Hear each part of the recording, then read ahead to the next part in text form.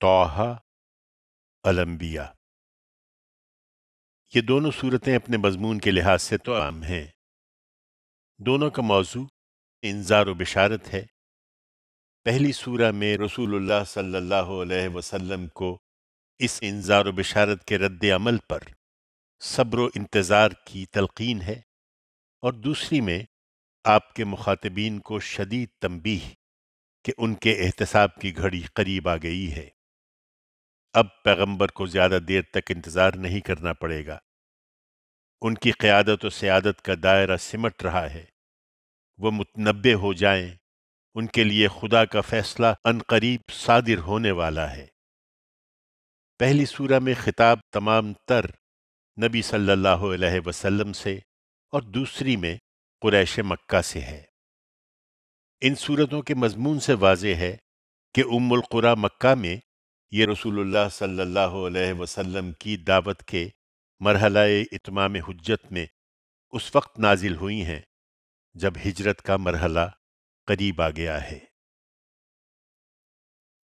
اللہ کے نام سے جو سراسر رحمت ہے، جس کی شفقت ابدی ہے۔ یہ سورہ طٰہٰ ہے۔ ہم نے یہ قرآن تم پر اس لیے نازل نہیں کیا ہے کہ تم مصیبت میں پڑ جاؤ۔ یہ تو صرف ایک یاد دہانی ہے ان کے لیے جو بن دیکھے اپنے پروردگار سے ڈریں۔ یہ نہایت اہتمام کے ساتھ اس ہستی کی طرف سے نازل کیا گیا ہے جس نے زمین کو اور تمہارے اوپر ان اونچے آسمانوں کو پیدا کیا ہے۔ وہی رحمان، وہ اس کائنات کے تخت سلطنت پر جلوہ فرما ہے۔ زمین اور آسمانوں میں جو کچھ ہے اور جو کچھ ان کے درمیان ہے اور جو کچھ زمین کے نیچے ہے، سب اسی کے اختیار میں ہے۔ تم چاہے اپنی بات علانیہ کہو یا چپکے سے کہو، اس سے کچھ بھی چھپا ہوا نہیں ہے، اس لیے کہ وہ تو چپکے سے کہی ہوئی بات بلکہ اس سے زیادہ مخفی باتوں کو بھی جانتا ہے۔ وہ اللہ ہے، اس کے سوا کوئی الہ نہیں ہے، تمام اچھے نام اسی کے ہیں۔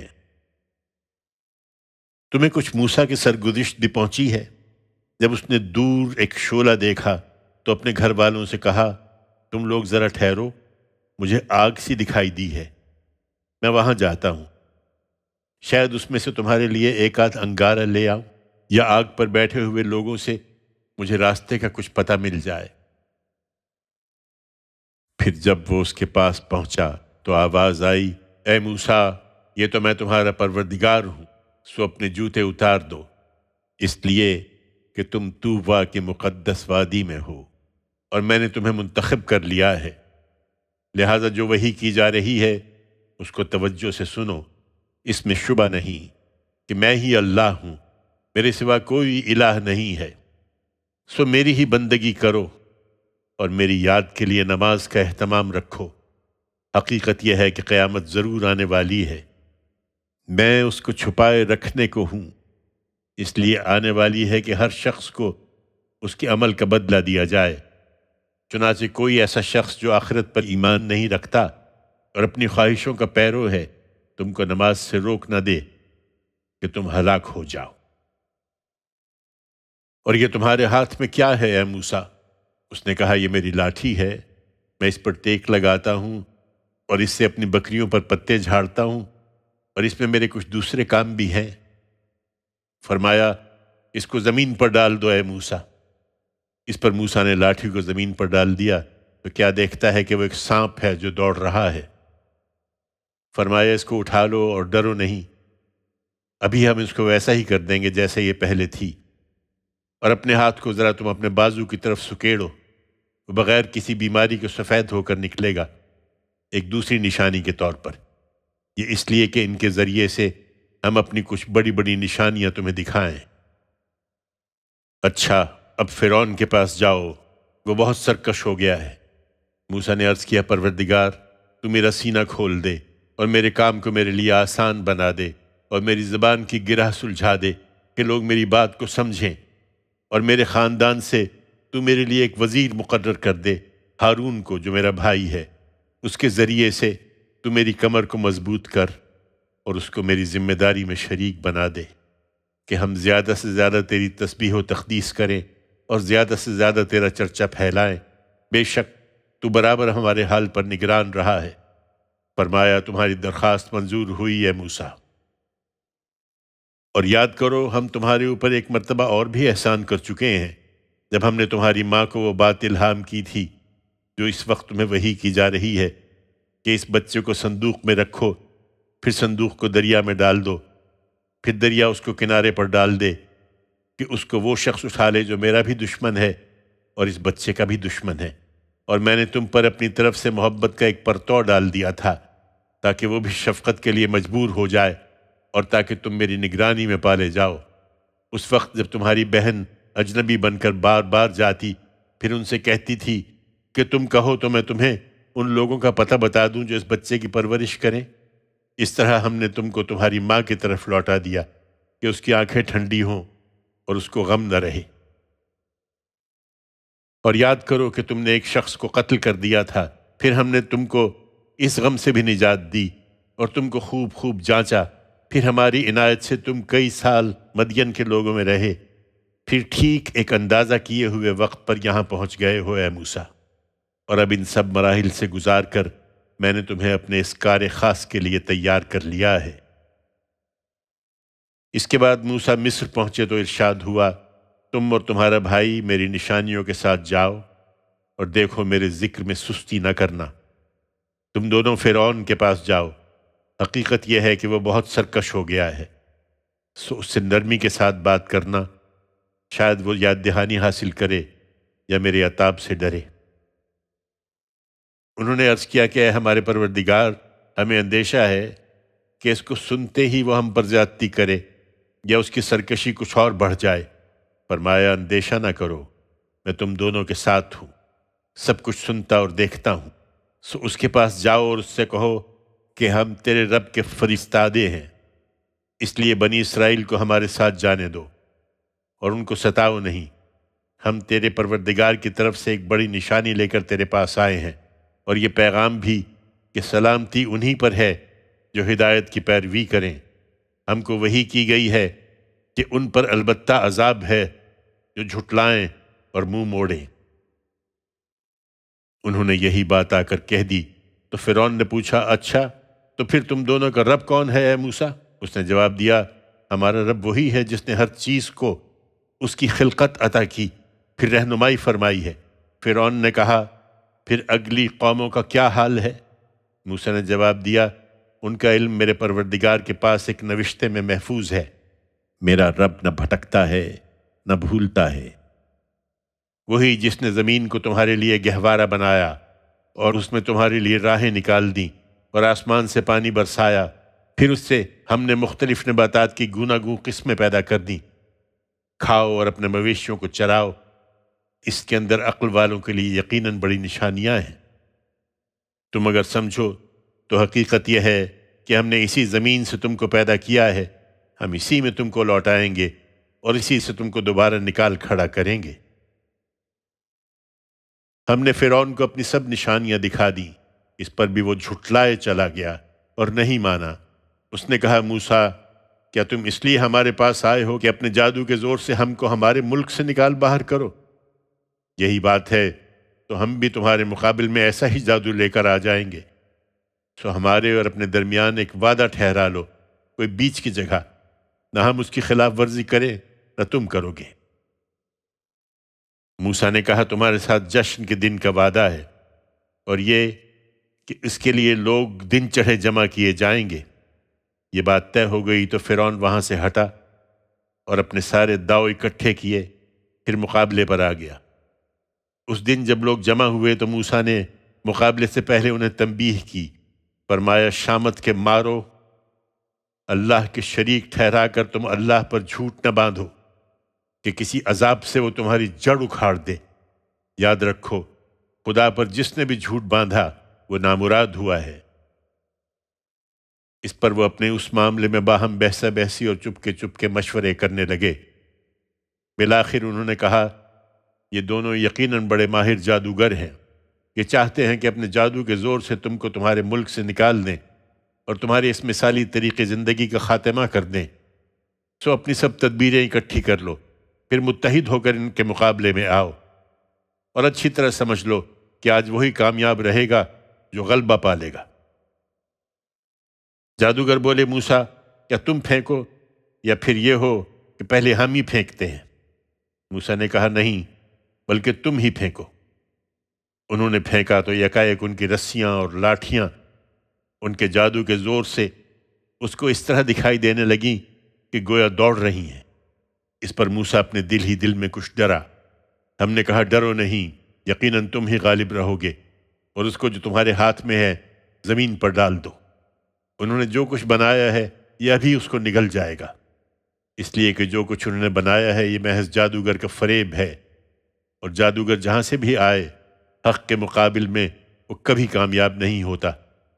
آخر کو یہی ہوا کہ جادوگر سجدے میں گر پڑے۔ انہوں نے بے اختیار کہا، ہم موسیٰ اور ہارون کے رب پر ایمان لے آئے ہیں۔ اس پر فرعون نے کہا، تم نے میری اجازت کے بغیر ہی اس کی تصدیق کر دی ہے؟ یقیناً وہی تمہارا گرو ہے جس نے تمہیں جادو سکھایا ہے۔ اچھا، تو اب میں تمہارے ہاتھ اور پاؤں بے ترتیب کٹواؤں گا، اور تمہیں سب کے سامنے ضرور کھجور کے تنوں پر سولی دوں گا۔ تمہیں خوب پتہ چل جائے گا کہ ہم دونوں میں سے کس کی سزا زیادہ سخت اور زیادہ دیر تک رہنے والی ہے۔ جادوگروں نے جواب دیا، ہم ان روشن نشانیوں پر ہرگز تم کو ترجیح نہ دیں گے جو ہمارے سامنے آ چکی ہیں، اور نہ اس ذات پر جس نے ہمیں پیدا کیا ہے۔ اس لیے تمہیں جو کرنا ہے کر گزرو۔ تم جو کچھ کر سکتے ہو اسی دنیا کی زندگی کا کر سکتے ہو۔ ہم تو اپنے پروردگار پر ایمان لے آئے ہیں، اس لیے کہ وہ ہماری خطائیں معاف کر دے اور اس جادو کو بھی معاف فرمائے جس پر تو نے ہمیں مجبور کیا ہے۔ اللہ ہی بہتر ہے اور وہی باقی رہنے والا ہے۔ حقیقت یہ ہے کہ جو شخص بھی مجرم بن کر اپنے پروردگار کے سامنے حاضر ہوگا اس کے لیے جہنم ہے، اس میں نہ مرے گا نہ جیے گا۔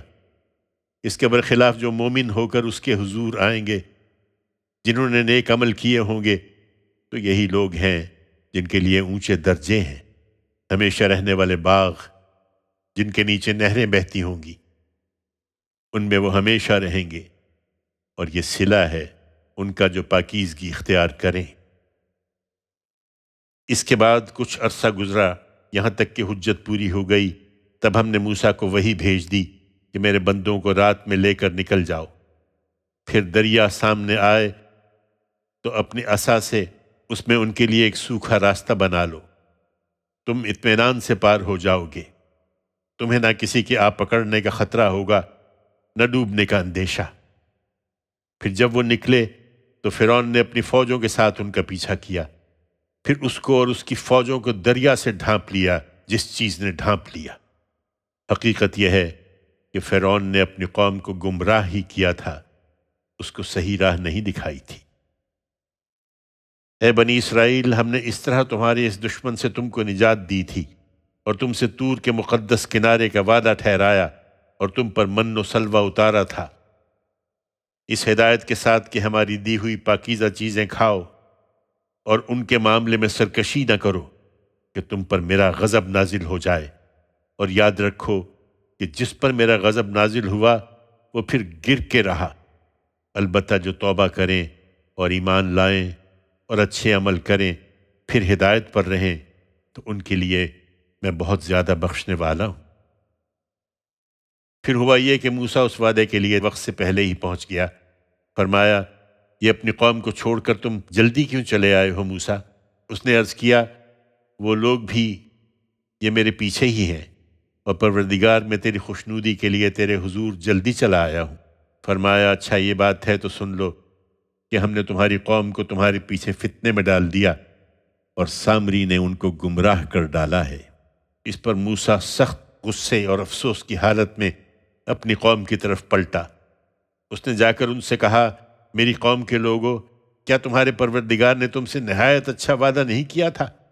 پھر کیا تم پر زیادہ وقت گزر گیا یا تم نے یہ چاہا کہ تم پر تمہارے پروردگار کا غضب نازل ہو، اس لیے تم نے میرے عہد کی خلاف ورزی کر ڈالی ہے؟ انہوں نے جواب دیا، ہم نے آپ کے ساتھ وعدے کی خلاف ورزی کچھ اپنے اختیار سے نہیں کی ہے، بلکہ ہوا یہ کہ ہم سے لوگوں کے زیورات کا بوجھ اٹھوایا گیا تھا، پھر ان کے مطالبے پر وہ ہم نے اتار پھینکا، اور اس طرح سامری نے یہ ہنر دکھایا ہے۔ سو انہی کے زیورات سے سامری نے ان کے لیے ایک بچھڑا بنا کر نکال کھڑا کیا، ایک دھڑ جس سے بیل کی سی آواز نکلتی تھی۔ اس پر وہ کہنے لگے کہ یہی تمہارا معبود ہے اور یہی موسیٰ کا معبود ہے، مگر وہ اسے بھول گیا ہے۔ ان پر افسوس، پھر کیا وہ دیکھتے نہیں تھے کہ وہ نہ ان کی کسی بات کا جواب دے سکتا ہے اور نہ ان کو کوئی نفع یا نقصان پہنچا سکتا ہے؟ ہارون اس سے پہلے ہی ان سے کہہ چکا تھا کہ میری قوم کے لوگوں، تم اس بچھڑے کے ذریعے سے فتنے میں ڈال دیے گئے ہو۔ تمہارا پروردگار تو حقیقت میں خدائے رحمان ہے، تو تم میری پیروی کرو اور میری بات مانو۔ مگر انہوں نے کہہ دیا کہ ہم تو اسی بچھڑے کی پرستش میں لگے رہیں گے جب تک موسیٰ لوٹ کر ہمارے پاس نہ آ جائے۔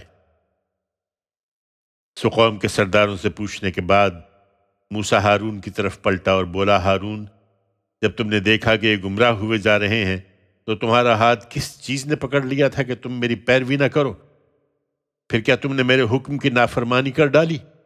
ہارون نے جواب دیا، اے میری ماں کے جنے، نہ میری داڑھی پکڑو نہ میرا سر۔ مجھے اندیشہ ہوا کہ تم آ کر کہو گے کہ تم نے بنی اسرائیل کے درمیان پھوٹ ڈال دی اور میری بات کا لحاظ نہیں کیا ہے۔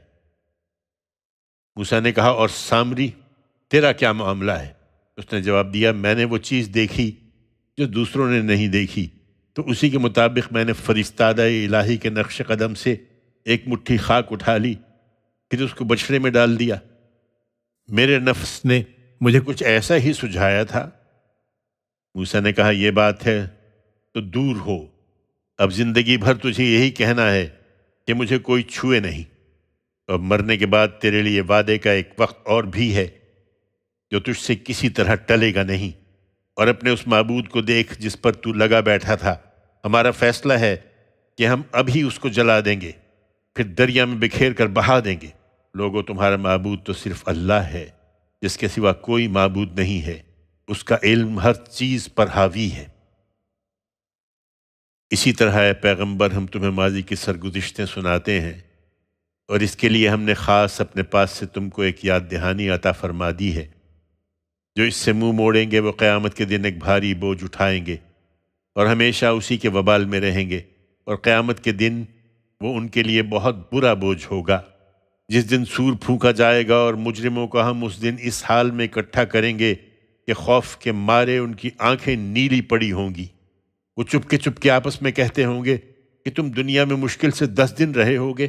ہمیں خوب معلوم ہے جو کچھ وہ کہیں گے، جبکہ ان میں سے جو ان کے خیال میں سب سے بہتر اندازہ لگانے والا ہوگا وہ کہے گا کہ تم 1 دن سے زیادہ نہیں رہے ہو۔ وہ تم سے پہاڑوں کے بارے میں پوچھتے ہیں کہ اس دن ان کا کیا بنے گا، تو کہو کہ میرا رب ان کو دھول بنا کر اڑا دے گا، پھر زمین کو چٹیل میدان بنا کر چھوڑ دے گا کہ تم اس میں کوئی موڑ اور کوئی ٹیلا نہ دیکھو گے۔ اس دن سب پکارنے والے کے پیچھے چل پڑیں گے، اس سے ذرا ادھر ادھر نہ ہو سکیں گے، اور تمام آوازیں خدائے رحمان کے آگے پست ہو جائیں گی۔ سو تم ایک دبی دبی سرگوشی کے سوا کچھ نہ سنو گے۔ اس دن شفاعت نفع نہ دے گی، الا یہ کہ رحمان کسی کو اجازت دے اور اس کے لیے کوئی بات کہنا پسند کرے، اس لیے کہ وہ ان کے آگے اور پیچھے جو کچھ ہے اس کو جانتا ہے، اور ان کا علم اس کا احاطہ نہیں کر سکتا۔ سب کے چہرے اس حی و قیوم کے سامنے جھکے ہوں گے۔ اس دن نامرادی ہے ان کے لیے جو ظلم کا بوجھ اٹھائے ہوئے ہوں، اس کے برخلاف جو نیک عمل کرے گا اور اس کے ساتھ ایمان بھی رکھتا ہوگا، اس کو البتہ اس دن کسی زیادتی اور کسی حق تلفی کا اندیشہ نہ ہوگا۔ ہم نے اے پیغمبر اس یاد دہانی کو اسی طرح عربی قرآن کی صورت میں اتارا ہے، اور اس میں اپنی وعید طرح طرح سے بیان کر دی ہے تاکہ یہ لوگ خدا کے غضب سے بچیں یا ان کے اندر وہ کچھ سوچ پیدا کر دے۔ سو برتر ہے اللہ بادشاہ حقیقی، وہ اپنی حکمت کے مطابق اس کو اسی تدریج سے اتارے گا جو اس نے مقرر کر دی ہے۔ اور دیکھو، تم اپنی طرف اس کی وحی کے پورا ہو جانے سے پہلے اس قرآن کو پانے کی جلدی نہ کرو، اور دعا کرتے رہو کہ پروردگار میرا علم زیادہ کر دے۔ اس لیے کہ تم جس ذمہ داری کو پورا کرنے کے لیے بھیجے گئے ہو وہ ایک بھاری ذمہ داری ہے۔ ہم نے اس سے پہلے آدم پر ایک عہد کی ذمہ داری ڈالی تھی تو وہ بھول گیا تھا اور ہم نے اس میں ارادے کی پختگی نہیں پائی تھی۔ یاد کرو جب ہم نے فرشتوں سے کہا کہ آدم کو سجدہ کرو تو وہ سجدہ ریز ہو گئے، مگر ابلیس نہیں مانا، اس نے انکار کر دیا۔ اس پر ہم نے کہا کہ اے آدم، یہ تمہارا اور تمہاری بیوی کا دشمن ہے، تو ایسا نہ ہو کہ یہ تم دونوں کو اس باغ سے نکلوا دے، پھر تم محروم ہو کر رہ جاؤ۔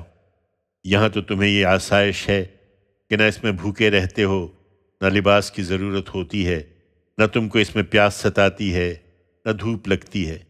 لیکن شیطان نے اس کو ورغلایا۔